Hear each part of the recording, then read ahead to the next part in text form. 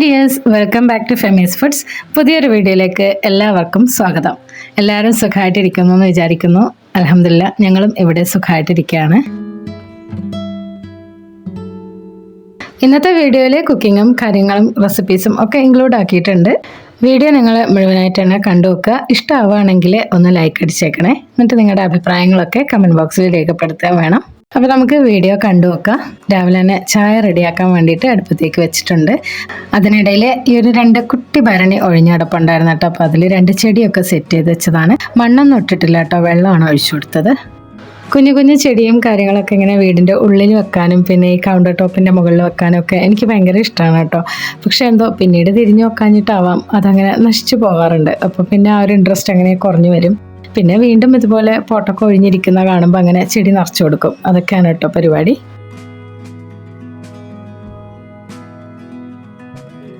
ചായ കുടിയൊക്കെ കഴിഞ്ഞതിന് ശേഷം വലിയ മോളെയും കൊണ്ട് ഇക്ക മദ്രസയിലേക്ക് പോവുകയാണ് കേട്ടോ. അവൾക്ക് രാവിലെ പള്ളിയിൽ ക്ലാസ് ഉണ്ട്. അപ്പോൾ അവർ പോയി വന്നതിന് ശേഷമാണ് ഇനിയിപ്പോൾ ബ്രേക്ക്ഫാസ്റ്റ് ഒക്കെ കഴിക്കൽ. അപ്പോൾ അതിനിടയിൽ ഞാനിതാ ലഞ്ച് റെഡിയാക്കാൻ വേണ്ടിയിട്ട് അരി അടുപ്പത്തേക്ക് ഇട്ടിട്ടുണ്ട്. രാവിലെ തന്നെ നമ്മൾ ഉച്ചക്കത്തേക്കുള്ള കാര്യങ്ങളും കൂടി ചെയ്തു തുടങ്ങിയാൽ പെട്ടെന്ന് തന്നെ പണി കഴിയുന്ന പോലെ തോന്നാറുണ്ട് കേട്ടോ. ഇനിയിപ്പോൾ തലേ ദിവസത്തെ ബാക്കി വന്ന ചോറൊക്കെ മാറ്റിയിട്ട് ആ ഒരു പോട്ടും കൂടി ഒന്ന് കഴുകിയെടുക്കുകയാണ്. ഇന്നിപ്പോൾ ലഞ്ച് റെഡി ആക്കണമെങ്കിൽ ആ ഒരു കലം ഒഴിഞ്ഞു കിട്ടണമല്ലോ. അപ്പോൾ അതും ഒന്ന് കഴുകി നീറ്റാക്കി വെക്കുകയാണ്. പിന്നെ കുറച്ച് പാത്രങ്ങളോടി കഴുകാനുണ്ട്, അതും ഒന്ന് കഴുകി സിങ്കൊക്കെ നീറ്റാക്കി ഇടുകയാണ്. രാവിലെ എണീറ്റ് കഴിഞ്ഞാൽ ചെയ്യാനുള്ള കുറേ കാര്യങ്ങൾ ഇതുപോലെ ചെറിയ ചെറിയ കാര്യങ്ങളുണ്ടാവും കേട്ടോ. അപ്പോൾ അതൊക്കെ ഒന്ന് കഴിഞ്ഞിട്ട് സ്വസ്ഥമായിട്ട് ഇരിക്കുന്നതാണ് എനിക്കിഷ്ടം. അപ്പോൾ അതെല്ലാം ഇങ്ങനെ പരത്തുന്ന കിടക്കുമ്പം ചെയ്യാനായിട്ട് ഭയങ്കര മടിയാണ് കിച്ചണിൽ പണിയെടുക്കാനായിട്ട്. ഇനിയിപ്പോൾ അലക്കാനുള്ള തുണികളൊക്കെ അങ്ങനെ അത് സെപ്പറേറ്റ് ആക്കി ഇട്ടിട്ടുണ്ടായിരുന്നു കേട്ടോ. വൈറ്റ് എല്ലാം ഒരുമിച്ചാണ് കേട്ടോ ഞാൻ അലക്കുന്നത്. സാധാരണ മെഷീനിൽ അലക്കുമ്പോൾ ആ ഒരു മെഷീൻ്റെ ലിക്വിഡ് മാത്രമാണ് കേട്ടോ ഒഴിച്ചു കൊടുക്കുന്നത്. പിന്നെ നല്ലോണം അഴുക്കൊക്കെ പിടിച്ചിട്ടുള്ള ഒരു വെള്ള തുണികളാണെങ്കിൽ അതിലേക്ക് കുറച്ച് സോപ്പും പൊടിയും കൂടി ചേർത്ത് അതിനോടൊപ്പം ആ ഒരു ലിക്വിഡും കൂടി ഒഴിച്ചിട്ടാണ് കേട്ടോ കഴുകുന്നത്. അപ്പോൾ ആ ഒരു വെള്ള തുണികളൊക്കെ നല്ല അടിപൊളിയായിട്ട് വെളുത്ത് കിട്ടും. അപ്പോൾ അങ്ങനെ ഒരു ടിപ്പാണ് കേട്ടോ ഷെയർ ചെയ്തത്. പിന്നെ നമ്മൾ ഈ ഒരു വാഷ് ബേസിൻ ഏരിയയിൽ ചെറിയൊരു സോപ്പ് കൂടി വെച്ച് കഴിഞ്ഞാൽ നമുക്കിതുപോലെ ഇടയ്ക്ക് കൈ കഴുകാനൊക്കെ യൂസ് ചെയ്യാം. ഹാൻഡ് വാഷ് ലിക്വിഡൊക്കെ യൂസ് ചെയ്യുന്നവരുണ്ടാവും, എങ്കിലും ഒരു 10 രൂപയുടെ നല്ല മണമുള്ള സോപ്പ് ഉണ്ടാവില്ലേ, അപ്പോൾ അത് ഉപയോഗിച്ചാലും മതി. ഫിഷൊക്കെ കട്ട് ചെയ്ത് കഴിഞ്ഞിട്ട് നമുക്ക് ഇടയ്ക്ക് അത് ഉപയോഗിച്ചിട്ട് കഴുകി കഴിഞ്ഞാൽ നല്ല മണവും കാര്യങ്ങളൊക്കെ ആയിരിക്കും. അപ്പോൾ അങ്ങനെ ഉപയോഗിക്കാത്തവരുണ്ടെങ്കിൽ അങ്ങനെ ഒരു സോപ്പ് അവിടെ യൂസ് ചെയ്യാം കേട്ടോ, നല്ല യൂസ്ഫുള്ളായിരിക്കും. ഇനിയിപ്പോൾ എന്താ ലഞ്ചിൻ്റെ പരിപാടികളൊക്കെ അങ്ങനെ തകൃതിയായിട്ട് നടക്കുകയാണ്. ഈ ഒരു വയലറ്റ് ക്യാബേജ് ഉപ്പേരി വെക്കുന്നുണ്ട്. പിന്നെ അതിനോടൊപ്പം പാവയ്ക്ക മെഴുക്ക് വരട്ടിയും കൂടെ റെഡിയാക്കുന്നുണ്ട് കേട്ടോ. ധനുഷിൻ്റെ ലേറ്റസ്റ്റ് മൂവിയിലൊരു സോങ്ങാണ് കേട്ടോ. ഈ ഒരു സോങ് ഇപ്പോൾ ഇവിടെ എല്ലാവർക്കും ഭയങ്കര ഇഷ്ടമാണ്. അപ്പോൾ അങ്ങനെ മക്കൾ രാവിലെ അതൊന്ന് TV-യിൽ ഇട്ടതാണ് കേട്ടോ. കിച്ചണിൽ തകൃതിയായ പണി നടക്കുന്നതിനിടയിൽ ഇതുപോലെ സോങ് ഒക്കെ കേൾക്കുമ്പം എനിക്കും നല്ല ഇഷ്ടമാണ് കുക്ക് ചെയ്യാനായിട്ട്. അപ്പോൾ ഇതാ ക്യാബേജ് മെഴുക്കുവരട്ടി റെഡിയാക്കുകയാണ്. അതിലേക്ക് അല്പം മഞ്ഞൾപ്പൊടിയും പിന്നെ മുളക് പൊടിയും ഉപ്പും മാത്രമേ ചേർത്തിട്ടുള്ളൂ കേട്ടോ. വെള്ളമൊന്നും ഒഴിക്കുന്നില്ല, ചെറിയ തീയിലിട്ടിട്ട് അങ്ങനെ വേവിച്ചെടുക്കലാണ്. ഐസക്ക് ഇന്ന് ക്ലാസ് ഉണ്ട്, അപ്പോൾ അവളുടെ മുടിയൊക്കെ ഒന്ന് കെട്ടിക്കൊടുത്തു. ഇനി അടുത്ത് ലഞ്ച് പാക്കിംഗ് ആണ് കേട്ടോ. അപ്പോൾ അവൾക്ക് തലേദിവസത്തെ ഫിഷ് കറി ഉണ്ടെങ്കിൽ ഭയങ്കര ഇഷ്ടമാണ് കൊണ്ടുപോകാനായിട്ട്. അപ്പോൾ അത് തന്നെയാണ് ഒഴിച്ചുകറിയായിട്ട് എടുത്തത്. പിന്നെ ഈ ഒരു ഫ്രൈയും കൂടി റെഡിയാക്കുന്നുണ്ട് കേട്ടോ. അപ്പോൾ ചോറിൻ്റെ കൂടെ ഒക്കെ കഴിക്കാനായിട്ട് മക്കൾക്ക് നല്ല ഇഷ്ടമാണ്.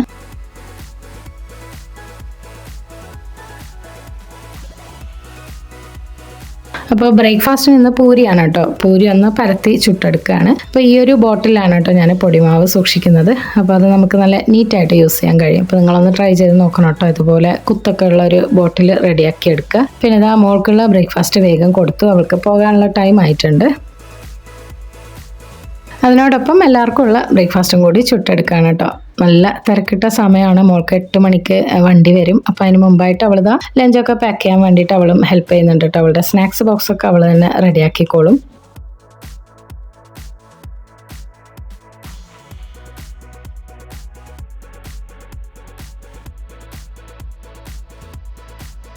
അങ്ങനെ ഇതാ ലഞ്ച് പാക്കിംഗ് ഒക്കെ കഴിഞ്ഞു. മോളിതാ സ്കൂളിലേക്ക് പോവുകയാണ് കേട്ടോ. അപ്പോൾ രാവിലെ തന്നെ ചെറിയ മഴയും കാര്യങ്ങളൊക്കെ ഉണ്ട്. അപ്പോൾ വലിയ മോൾക്ക് ഇന്ന് ക്ലാസ് ഇല്ല, അപ്പോൾ അവളങ്ങനെ വീട്ടിലുണ്ട്.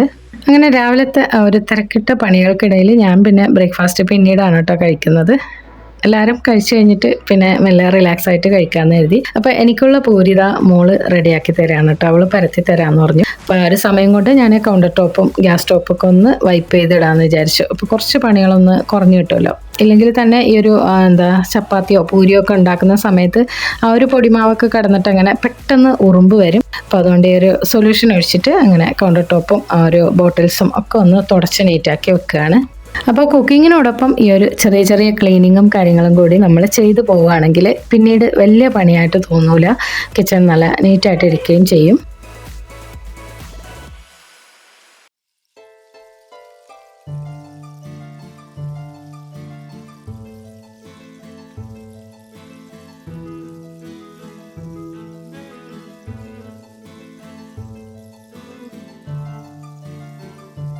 ഈ ഒരു മൈക്രോ ഫൈബർ ക്ലോത്ത് നല്ല പൊളിയാണ് കേട്ടോ. അപ്പം നമുക്ക് ഈ ഒരു കൗണ്ടർ ടോപ്പിലുള്ള പൊടിയും കാര്യങ്ങളൊക്കെ ഇങ്ങനെ ഒരു സിഗ്സാഗ് മോഷനിൽ ഇങ്ങനെ തുടച്ചു കഴിഞ്ഞാൽ പൊടി കംപ്ലീറ്റ് ആയിട്ട് ആ ഒരു തുണിയിൽ കിട്ടിക്കോളും. അപ്പോൾ അത് നമുക്ക് കഴുകിയെടുത്താൽ മതി. പിന്നെ അപ്പോൾ ആ ഒരു ഓയിൽ ബോട്ടിലും കാര്യങ്ങളൊക്കെ അതിൻ്റെ പുറവും ഇതുപോലെ ആ ഒരു സൊല്യൂഷൻ ഒഴിച്ചിട്ട് ഞാനൊന്ന് തുടച്ചെടുക്കുകയാണ് കേട്ടോ. അപ്പോൾ ഇല്ലെങ്കിൽ നമ്മൾ പിന്നീട് എടുക്കുമ്പം ആ ഒരു ഓയിൽ മറിഞ്ഞിട്ട് പെട്ടെന്ന് തന്നെ ബോട്ടിൽ കയ്യിൽ നിന്ന് പോകാനും ചാൻസ് ഉണ്ട്. അപ്പോൾ അതൊന്ന് തുടച്ച് നീറ്റാക്കി വെച്ച് കഴിഞ്ഞാൽ നല്ല നീറ്റായിട്ടിരിക്കും. അപ്പോൾ അതാ ഇതുപോലെ കൗണ്ടർ ടോപ്പും ജസ്റ്റ് ഒന്ന് വൈപ്പ് ചെയ്തിടുകയാണ് കേട്ടോ. പിന്നീട് കുക്കിങ്ങും കാര്യങ്ങളൊക്കെ വീണ്ടും ഉണ്ട് എങ്കിലും ചെറുതായിട്ടൊന്ന് ക്ലീൻ ചെയ്തിട്ട് കഴിഞ്ഞാൽ എന്തോ ഒരു സമാധാനമാണ് കേട്ടോ.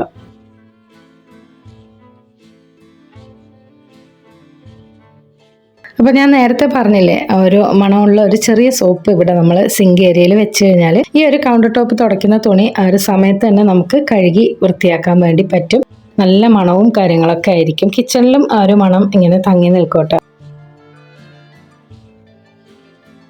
അപ്പോൾ ഇങ്ങനെ ഒരു സോപ്പ് വെച്ചിട്ട് ജസ്റ്റ് ഒന്ന് കഴുകി വൃത്തിയാക്കിയതാ കിച്ചൺ കൗണ്ടർ ടോപ്പ് തുടയ്ക്കുന്ന ആ ഒരു തുണി നല്ല നീറ്റായിട്ട് കിട്ടും കേട്ടോ. പൊടിയും അഴുക്കും കാര്യങ്ങളൊക്കെ മാറിയിട്ട് നല്ല ക്ലീൻ ആയിട്ട് കിട്ടും. ഇനിയിപ്പോൾ ആ ഒരു സമയത്തുള്ള പാത്രങ്ങളും കൂടി ഒന്ന് കഴുകി ഒതുക്കുകയാണ്.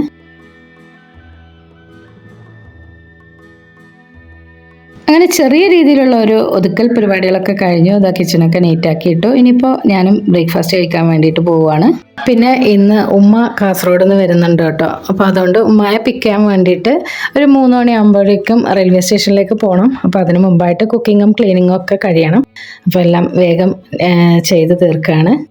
അപ്പോൾ ആദ്യം തന്നെ നമ്മൾ ബെഡ്റൂമിലുള്ള ഒരു ബെഡ്ഷീറ്റും തലേണയൊക്കെ നല്ല നീറ്റായിട്ട് വിരിച്ച് റെഡിയാക്കി ഇട്ട് കഴിഞ്ഞാൽ നമ്മുടെ പകുതി പണി കഴിഞ്ഞതുപോലെ തോന്നും കേട്ടോ.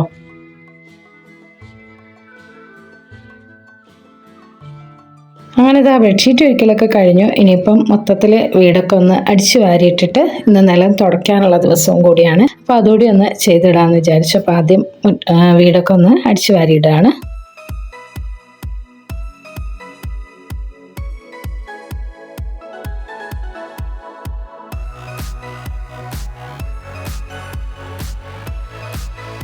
അങ്ങനെ ഇതാ അടിച്ചു വാരലും നിലം തുടയ്ക്കലും ഒക്കെ കഴിഞ്ഞു. ഇനിയിപ്പോൾ കിച്ചണിലേക്ക് വീണ്ടും വന്നിട്ടുണ്ട്. അപ്പോൾ ഉമ്മ വരുന്നുണ്ടല്ലോ. ഉമ്മക്ക് നമ്മുടെ നാടൻ ഫിഷ് കറിയും ചോറും ഒക്കെയാണ് കേട്ടോ ഇഷ്ടം. അപ്പോൾ അതൊക്കെ ഒന്ന് റെഡിയാക്കാമെന്ന് വിചാരിച്ചു. അപ്പോൾ അതാ ഈ ഒരു ഷീലാവ് ഫിഷാണ് കേട്ടോ ഇന്ന് കിട്ടിയത്. നമ്മളിവിടെ അങ്ങനെയാണ് പറയുന്നത്. ഇനി അതൊക്കെ ഒന്ന് കഴുകി വൃത്തിയാക്കി കട്ട് ചെയ്തെടുക്കണം. മീൻകറി റെഡിയാക്കാനുണ്ട്. പിന്നെ അതാ പാവയ്ക്ക ഉപ്പേരിയും റെഡിയായി വരുന്നുണ്ട്. പാവയ്ക്ക കയ്പില്ലാതെ റെഡിയാക്കാൻ വേണ്ടിയിട്ട് ഒരു ടിപ്പ് പറഞ്ഞുതരാം കേട്ടോ. ആദ്യം നമ്മൾ പാവയ്ക്ക നന്നായിട്ട് അരിഞ്ഞതിന് ശേഷം കുറച്ച് നേരം വെള്ളത്തിൽ ഇട്ട് വെക്കണം. കുറച്ച് കയ്പങ്ങ് പോയി കിട്ടും. പിന്നെ കുറച്ച് സവാള അധികം ഇടുക, പച്ചമുളക് ഇടുക. എന്നിട്ട് ഇത് നന്നായിട്ട് വെളിച്ചെണ്ണയിൽ വഴറ്റിയെടുക്കുക കേട്ടോ. കുറച്ച് സമയം ഒന്ന് വഴറ്റിയെടുക്കണം. അപ്പൊ നല്ല വാടിയതിന് ശേഷം വേണമെങ്കിൽ നമുക്ക് വെള്ളം ഒഴിച്ചിട്ട് കുക്ക് ചെയ്തെടുക്കാം. അല്ലെങ്കിൽ വെള്ളം ഒഴിക്കാതെ തന്നെ വേവിച്ചെടുക്കാം കേട്ടോ. അപ്പൊ ആ ഒരു എണ്ണയിൽ വഴറ്റിയെടുക്കുമ്പം കയ്പൊക്കെ പോയി കിട്ടും. പിന്നെ ഇതിലേക്ക് മഞ്ഞൾപ്പൊടിയും മുളക് പൊടിയും ചേർത്ത് കൊടുക്കുക. എന്നിട്ട് നന്നായിട്ട് നല്ല വഴറ്റിയിട്ട് വേണം ഇത് റെഡിയാക്കി എടുക്കാൻ. അപ്പൊ കയ്പൊന്നും ഉണ്ടാവില്ല. ഇനിയിപ്പോൾ ഇതാ ഫിഷ് ഫ്രൈ ചെയ്തെടുക്കുന്നുണ്ട്. അതിനിടയിൽ നാളത്തേക്കുള്ള അപ്പത്തിന്റെ മാവാണ് കേട്ടോ ആട്ടിയെടുത്തത്. അപ്പൊ അതും റെഡിയാക്കി വെക്കുന്നുണ്ട്. കുറച്ച് ഉപ്പും സോഡാപ്പൊടിയൊക്കെ ഇട്ടിട്ട് ഒന്ന് മിക്സ് ചെയ്ത് വെക്കാണ്. അപ്പൊ സോഡാപ്പൊടി ഡയറക്റ്റ് ആയിട്ട് നമ്മൾ മൊത്തം മാവിലേക്ക് ഇട്ട് കൊടുക്കരുത്. ഇതുപോലെ ഒരു സ്പൂണിൽ അല്പം മാവ് എടുത്തിട്ട് അതിൽ മിക്സ് ചെയ്തതിന് ശേഷം മൊത്തത്തിൽ മിക്സ് ചെയ്താൽ മതി. ഇല്ലെങ്കിൽ സോഡാപ്പൊടി അവിടെ കിടന്നിട്ട് ചെറിയൊരു മഞ്ഞ നിറമൊക്കെ ഉണ്ടാവും.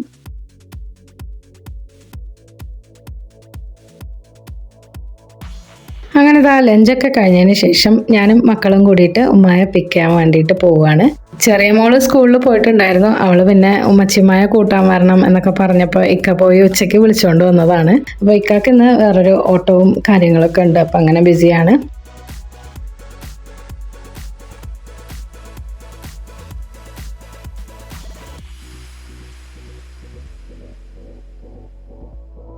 അങ്ങനെ നമ്മളിതാ റെയിൽവേ സ്റ്റേഷനിലെത്തി, പ്ലാറ്റ്ഫോം ടിക്കറ്റൊക്കെ എടുത്തു. എന്നിട്ട് ഇതാ സ്റ്റേഷനിലുള്ളിലേക്ക് കയറി. അപ്പോഴേക്കിതാ വന്ദേ ഭാരത് എത്തി. അപ്പോൾ വന്ദേ ഭാരതിലാണ് കേട്ടോ ഉമ്മ വന്നത്. അതുകൊണ്ട് തന്നെ പകൽ യാത്ര നല്ല സിമ്പിളായിട്ട് തോന്നി എന്നൊക്കെ ഉമ്മ പറഞ്ഞു. കാരണം നമ്മൾ അല്ലെങ്കിൽ ട്രെയിനിൽ പോണത് മാവേലിയിലോ മലബാറിലോ ഒക്കെയാണ്. അപ്പോൾ ഈവനിങ് കയറി കഴിഞ്ഞാൽ പിറ്റേന്ന് മോർണിംഗ് അല്ലേ എത്തുള്ളൂ. ഇതിപ്പോൾ ഒരു 7-8 മണിക്കൂറിനുള്ളിൽ നമുക്ക് കാസർഗോഡ് നിന്ന് നേരെ ട്രിവാൻഡ്രത്തേക്ക് എത്തും. അപ്പോൾ നല്ല സുഖമായിരുന്നു യാത്രയൊക്കെ എന്ന് പറയാണ് ഉമ്മ. അപ്പോൾ കഴിഞ്ഞ മെയ്യിലാണ് കേട്ടോ നമ്മൾ കാസർഗോഡ് പോയിട്ടുണ്ടായിരുന്നത്. അപ്പോൾ അതിന് ശേഷം കുറച്ച് നാളായില്ലേ ഉമ്മയെ കണ്ടിട്ട്. അങ്ങനെ വിശേഷങ്ങളും കാര്യങ്ങളൊക്കെ സംസാരിച്ച് നമ്മളിത് അങ്ങനെ വീട്ടിലേക്ക് പോവുകയാണ്.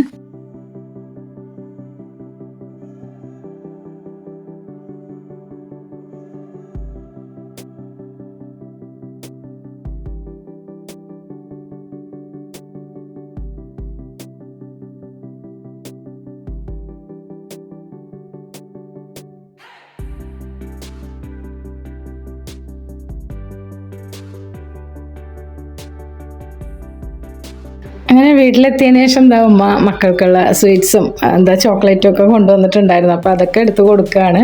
അപ്പോൾ എന്തെങ്കിലും വേണോ എന്നൊക്കെ ഉമ്മ വിളിച്ച് ചോദിച്ചു. അപ്പോൾ ഒറ്റക്കല്ലേ ഉമ്മ വരുന്നത്, അപ്പോൾ ലഗേജും കാര്യങ്ങളൊക്കെ കൊണ്ടുവരാൻ ബുദ്ധിമുട്ടായിരിക്കില്ലേ, അപ്പോൾ അതുകൊണ്ട് ഒന്നും തന്നെ വേണ്ടാന്ന് ഞാൻ ഉമ്മയെ വിളിച്ച് പറഞ്ഞിട്ടുണ്ടായിരുന്നു.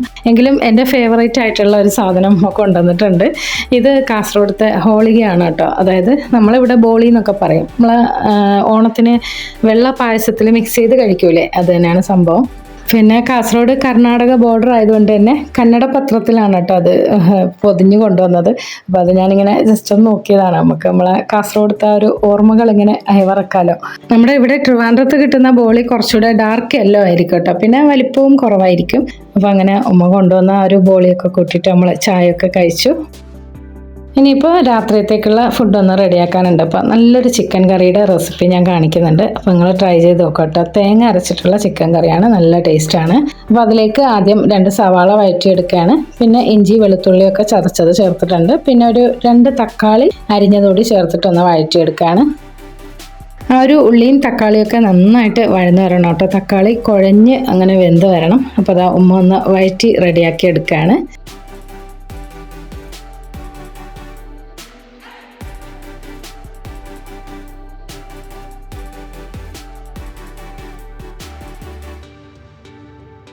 ഇപ്പോൾ സവാള വഴറ്റുന്ന ആ ഒരു ഗ്യാപ്പിൽ ഞാനിത് തേങ്ങ അരച്ച് റെഡിയാക്കുകയാണ്.